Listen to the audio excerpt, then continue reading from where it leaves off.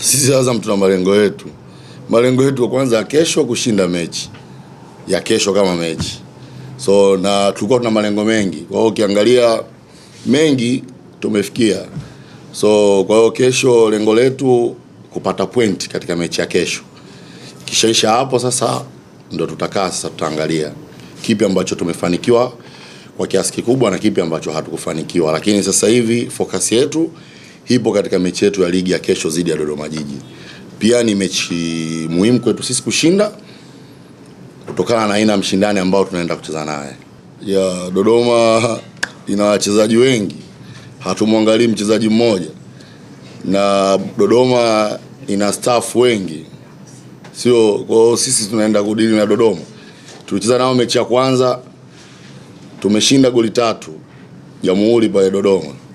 Kwa hiyo obviously hata kama tungeenda kumwangalia mchezaji mmoja, hata huyo mchezaji ambaye unamzungumza hakucheza huo mchezo.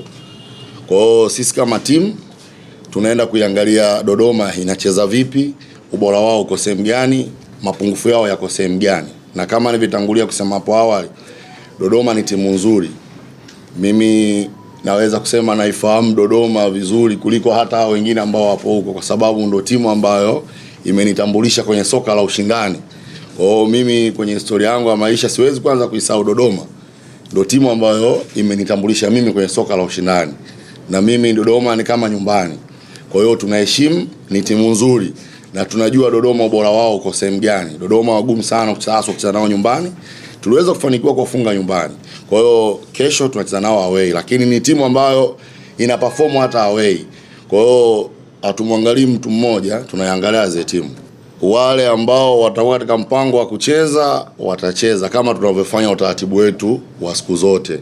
Hakuna kusema kwamba utampumzisha mtu kwa sababu ya kitu fulani. Kesho ndo mechi ya ligi na ndo mechi ya mwisho ya ligi. Kwa hiyo wachezaji wote wapo kambini, na bahati nzuri sasa hizi mechi zetu za mwisho wachezaji wetu watawala ambao walikuwa kwenye majeruhi, ukiangalia kina Abdul Sopu, kina Mendoza, wote wapo kambini. Kwa hiyo tuko tayari kwa ajili ya mechi ya Dodoma kesho. Wachezaji wote watapatikana na watatumika kutokana na hitaji ya mechi.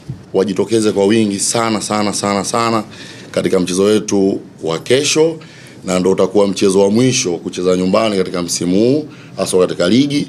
Kwa hiyo tunaomba waje kwa wingi, waendelee kutupa nguvu hasa katika mechi yetu ya kesho.